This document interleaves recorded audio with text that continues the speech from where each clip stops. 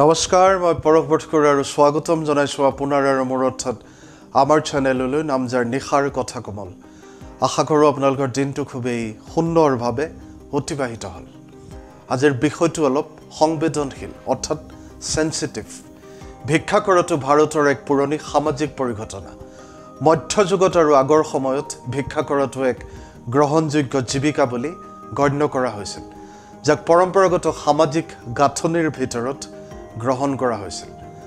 ভাৰতত এনে কোনো কেন্দ্ৰীয় আইন নাই যিয়ে ভিক্ষাক অপৰাধ হিচাপে গণ্য কৰে ভাৰতৰ বহুকেইখন ৰাজ্য আৰু কেন্দ্ৰীয় শাসিত অঞ্চলৰ নিজা ভিক্ষা বিৰোধী আইন আছে আৰু এই আইনবোৰ ৰাজ্যভেদে পৃথক হয় জানি আচৰিত হ'ব ভাৰতত মুঠ 4,13,730 জন ভিক্ষাৰী বাস কৰি আছে যাৰ ভিতৰত আছে 2,21,673 জন পুৰুষ আৰু 1,91,997 গৰাকী মহিলা ভিক্ষাৰী আৰু এয়া 2011 চনৰ লোকপিয়লৰ ওপৰত আধাৰিত তথ্য হে একে লোকপিয়লত কোৱা হৈছে যে মহিলা ভিক্ষাৰী পশ্চিমবংগ অসম আৰু মণিপুৰ ৰাজ্যত তেওঁলোকৰ পুৰুষ সমকক্ষৰ তুলনাত অধিক হয় 81,224 জন ভিক্ষাৰীৰ সৈতে তালিকাৰ শীৰ্ষত থকা পশ্চিমবংগৰ পিছত আছে উত্তৰ প্ৰদেশ 65,835 অন্ধ্ৰ প্ৰদেশ 30,218 বিহাৰ 29,723 লগতে মধ্য প্ৰদেশ 28,695 আৰু ৰাজস্থান 25,853 জনৰ সৈতে 5 আৰু 6 নম্বৰত আছে দাদৰা নগৰ হাভেলী দমন আৰু দিউ আৰু আন্দামান আৰু নিকোবৰ দ্বীপপুঞ্জত ক্ৰমান্বয়ে 19, 22 আৰু 56 জন ভিক্ষাৰী আছে কেন্দ্ৰীয় শাসিত অঞ্চলসমূহৰ ভিতৰত নতুন দিল্লীত সৰ্বাধিক সংখ্যক ভিক্ষাৰী আছে 2,187 জন আৰু শেষত চণ্ডীগড়ত 121 জন উত্তৰ পূব ৰাজ্যসমূহৰ ভিতৰত অসমত 22,116 জন ভিক্ষাৰীৰ সৈতে তালিকাৰ শীৰ্ষত আছে আনহাতে মিজোৰামে 53 জন ভিক্ষাৰীৰ সৈতে নিম্ন স্থানত আছে এতিয়া আহোঁ আজিৰ বিষয়লৈ চাইল্ড বেগাৰ্ছ অৰ্থাৎ শিশু ভিক্ষাৰী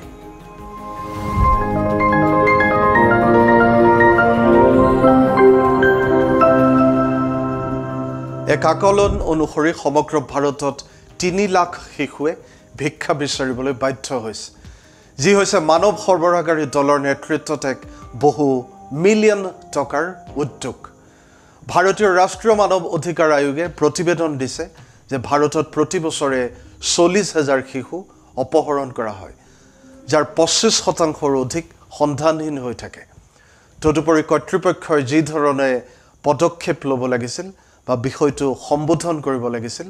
কৰা নাই প্ৰায় ধাৰণা কৰা হয় যে শিশুসকল সেই পৰিয়ালৰ যি তেওঁলোকক ভিক্ষা কৰিবলৈ ঠেলি দিয়ে যদি পৰিসংখ্যাটো বিশ্বাস কৰা হয় তেন্তে গড়ে এজন ভিক্ষাৰীয়ে প্ৰতিমাহে 24,000 টকালৈকে লাভ কৰে আৰু আমি যদি এই 4 লাখ ভিক্ষাৰীসকলৰ ভিতৰত উপাৰ্জন কৰা মুঠ ৰাজহ গণনা কৰোঁ তেন্তে ই $1.25 বিলিয়ন বা তাতকৈও অধিক হয় এইটোৱে ফ্লিপকাৰ্টকে ধৰি পৃথিৱীৰ কিছুমান ডাঙৰ কোম্পানীৰ ৰাজহকো পিছ পেলাব পাৰে এইখিনিতে যদি ভাৰতীয় বিত্তীয় ৰাজধানী অৰ্থাৎ ফিনেন্স কেপিটেলৰ কথা কওঁ আশ্চৰ্যজনকভাৱে মুম্বাই আৰক্ষীয়েও উল্লেখ কৰিছে যে মুম্বাইৰ বহুতো অভিভাৱকে কেৱল তেওঁলোকৰ সন্তানক ভিক্ষা কৰিবলৈ হেঁচা দি আৰামদায়ক জীৱন যাপন কৰিবলৈ সক্ষম হৈছে তেওঁলোকে শিক্ষাৰ অধিকাৰ আইনৰ বাবে চৰকাৰে আগবঢ়োৱা সুবিধাবোৰ ব্যৱহাৰ কৰে আৰু তেওঁলোকৰ সন্তানক শ্ৰেণীত উপস্থিত নহবলৈ বাধ্য কৰে অৰ্থাৎ these kids are forced not to go to school আনকি যেতিয়া এই শিশুবোৰক শিশু কল্যাণ আয়োগ অৰ্থাৎ চাইল্ড ৱেলফেয়াৰ কমিশ্যন বা চমুকৈ CWCৰ আশ্ৰয়লৈ প্ৰেৰণ কৰা হয় অভিভাৱকসকলে তেওঁলোকৰ সন্তানক উদ্ধাৰ কৰিবলৈ আশ্ৰয়লৈ আহে আৰু তেওঁলোকক পুনৰ ভিক্ষা কৰিবলৈ ঠেলি দিয়ে দিল্লীকে ধৰি কেইবাখনো ভাৰতীয় চহৰত ভিক্ষা কৰাটো অবৈধ হয় এক 55 বছৰ পুৰণি আইনৰ অধীনত যি আৰক্ষীক ৰাজপথত ভিক্ষা কৰা যিকোনো লোকক গ্ৰেপ্তাৰ কৰাৰ ক্ষমতা প্ৰদান কৰে কিন্তু তথাপিও ভাৰতৰ ৰাজধানী দিল্লীৰ ৰাজপথত প্ৰায় 60,000 ভিক্ষাৰী আছে আৰু তেওঁলোকৰ 1/3 বয়স 18 বছৰৰ তলৰ হয় দেশৰ আন প্ৰান্তৰ পৰা দৰিদ্ৰতাৰ পৰা পলায়ন কৰা শিশুসকলে দিল্লীলৈ আহে আৰু ভিক্ষা কৰে তেওঁলোকৰ কিছুমানে তেওঁলোকৰ ঘৰৰ পৰা পলাই যায় আনসকলে তেওঁলোকৰ পৰিয়ালৰ সৈতে বাস কৰে আৰু ভিক্ষা কৰে ভাৰতৰ শিশুসকলৰ খাদ্য আৰু শিক্ষাৰ অধিকাৰ আছে কিন্তু ভিক্ষা কৰাটো ব্যাপক হৈ আছে এটা ডাঙৰ প্ৰশ্ন হৈছে যে এই শিশু ভিক্ষাৰীসকল কোন হয় আৰু তেওঁলোক ক'ৰ পৰা আহে দিল্লীত কৰা এটা জৰীপে দেখুৱাইছে যে প্ৰায় আধা শিশু প্ৰব্ৰজনকাৰী যে তেওঁলোকৰ পৰিয়ালৰ সৈতে দিল্লীলৈ আহিছে এই শিশুসকলক ভিক্ষাৰ উদ্দেশ্যে হয়তো অপহৰণ কৰা নহ'ব পাৰে কিন্তু পৰিয়ালবোৰক তেওঁলোকৰ সন্তানক ভিক্ষা কৰাত জড়িত কৰিবলৈ প্ৰলোভিত কৰা হয় এই শিশুসকলক দিয়া ধন তেওঁলোকৰ শিক্ষা পুনৰ সংস্থাপন আৰু চিকিৎসাৰ বাবে পুঁজি যোগান ধৰাৰ পৰিৱৰ্তে তেওঁলোকৰ পৰিয়াললৈ যায় যিসকলে এই শিশুসকলক ভাড়াত দিয়ে বা ৰেকেটটো নিয়ন্ত্ৰণ কৰা মাফিয়ালৈ যায় এইটো কোৱা হয় যে এই শিশুসকলে দৈনিক সংগ্ৰহৰ লক্ষ্য পূৰণ কৰিব লাগে মাননীয় দিল্লী উচ্চ ন্যায়ালয়ে কৈছে যে যদি চৰকাৰে এই শিশুসকলৰ জীৱিকা প্ৰদান কৰিবলৈ বা তেওঁলোকক ৰিহেবিলিটেট কৰিবলৈ অক্ষম হয় তেন্তে তেওঁলোকে ভিক্ষা কৰা অব্যাহত ৰাখিব আন এটা ডাঙৰ প্ৰশ্ন হ'ল যে ইমান মানুহে কিয় ভিক্ষা কৰি আছে তেওঁলোকক সহায় কৰিবলৈ কোনো সংগঠন নাই নেকি সাধাৰণতে ভিক্ষাৰীসকলক দুটা প্ৰকাৰত শ্ৰেণীবদ্ধ কৰিব পাৰি এক যিসকলৰ কোনো বিকল্প নাই আৰু তেওঁলোকক এইটো কৰিবলৈ বাধ্য কৰা হৈছে আৰু দুই যিসকলে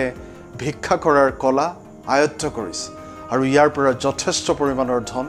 উপাৰ্জন কৰিছে ভাৰতত যথেষ্ট কল্যাণমূলক কাম ভিক্ষা হ্ৰাস কৰাৰ বাবে নিৰ্দেশিত কৰা হৈছে যাৰ ভিতৰত আছে ভিক্ষাৰীসকলক চাকৰি প্ৰদান কৰা বিভিন্ন পৰিমাণৰ সফলতাৰ সৈতে আটাইতকৈ সচৰাচৰ সমস্যাটো হ'ল ভিক্ষাৰীসকল ভিক্ষা কৰিবলৈ ইমান অভ্যস্ত যে তেওঁলোকে প্ৰকৃততে কাম নকৰিবলৈ পছন্দ কৰে ইয়াৰ উপৰিও তেওঁলোকৰ বহুতে কাম কৰি এইটো দেখা পাইছে যে তেওঁলোকে কৰা কামতকৈ ভিক্ষাৰ পৰা অধিক ধন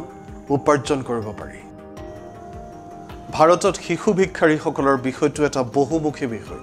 যিয়ে জৰুৰী মনোযোগ আৰু ব্যাপক সমাধানৰ দাবী কৰে ই গভীৰভাৱে গভীৰ সামাজিক অৰ্থনৈতিক আৰু প্ৰণালীবদ্ধ প্ৰত্যাহ্বান প্ৰতিফলিত কৰে যাকে দুৰ্বল শিশুসকলৰ অধিকাৰ আৰু কল্যাণ সুৰক্ষিত কৰাৰ বাবে সামগ্ৰিকভাৱে সমাধান কৰিব লাগিব ভাৰতত শিশু ভিক্ষাৰীসকলৰ সমস্যা সমাধানৰ বাবে চৰকাৰী সংস্থা বেচৰকাৰী সংগঠন সম্প্ৰদায় আৰু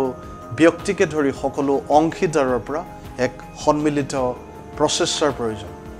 এই প্ৰচেষ্টাত কাৰ্যকৰী শিশু কল্যাণ নীতি ৰূপায়ণ আৰু বলবৎ শিক্ষা স্বাস্থ্য সেৱা আৰু সামাজিক সেৱাৰ প্ৰৱেশাধিকাৰ প্ৰদান কৰা দৰিদ্ৰতা আৰু বৈষম্য দূৰ কৰা আৰু শিশুৰ অধিকাৰৰ বিষয়ে সজাগতা বৃদ্ধি কৰাত গুৰুত্ব দিয়া উচিত একেলগে কাম কৰি আৰু এই শিশুসকলৰ প্ৰয়োজনীয়তাক অগ্ৰাধিকাৰ দি আমি এনে এখন সমাজ গঢ়ি তুলিব পাৰোঁ য'ত প্ৰতিটো শিশুৱে তেওঁলোকৰ